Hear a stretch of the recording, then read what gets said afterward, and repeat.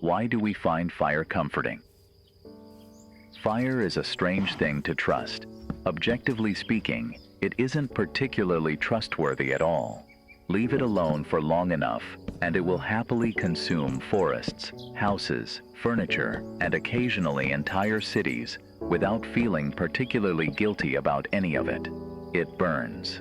That is quite literally its defining characteristic. And yet people have spent thousands of years voluntarily sitting as close to it as they reasonably can, enjoying it, building rooms around it, traveling long distances to sit beside larger versions of it, sometimes even turning on videos of it and placing them on televisions, which rather amusingly are themselves incapable of producing heat. The whole thing is slightly odd when you stop to think about it, and perhaps that is the first clue. Most people don't stop to think about it. Night used to be a much larger problem than it is now. Modern people tend to experience darkness as an inconvenience.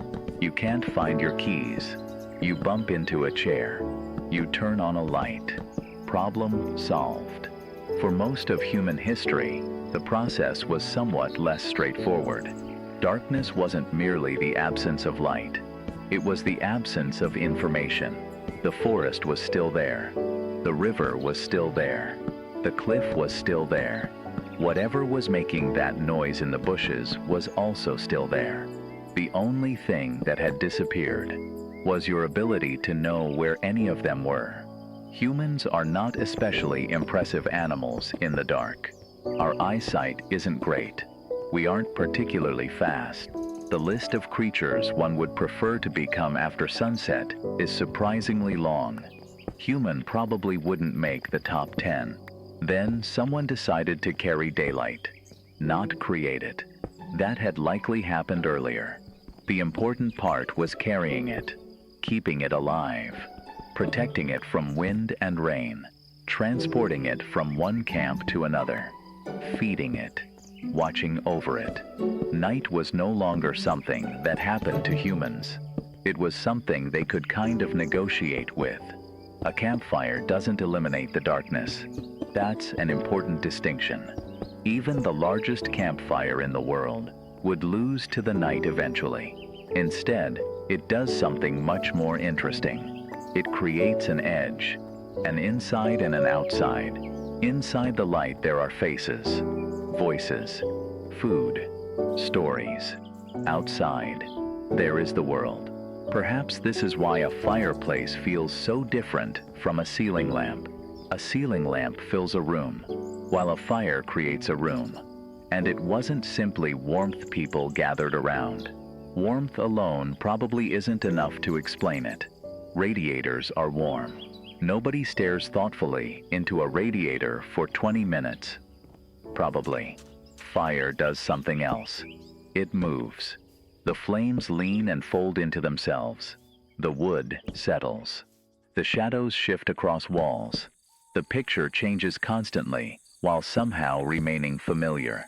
Psychologists have a term for things like this. Soft fascination. Rain has it. Rivers have it. Leaves moving in the wind have it. Things that hold a small corner of your attention while allowing the rest of your thoughts to wander wherever they please.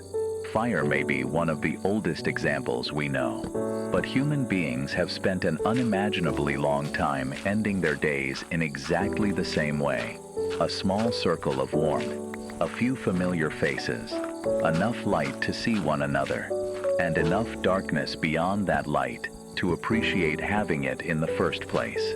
Even now, traces of that relationship seem to remain.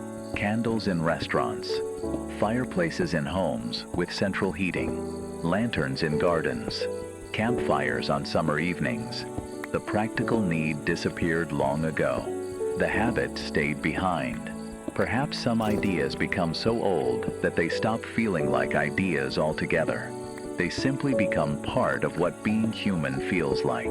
And if that is true, then somewhere, buried beneath cities and electricity and computer screens, there may still be a very old part of us that sees a small flame in the darkness and decides that, for tonight at least, Everything is probably going to be all right.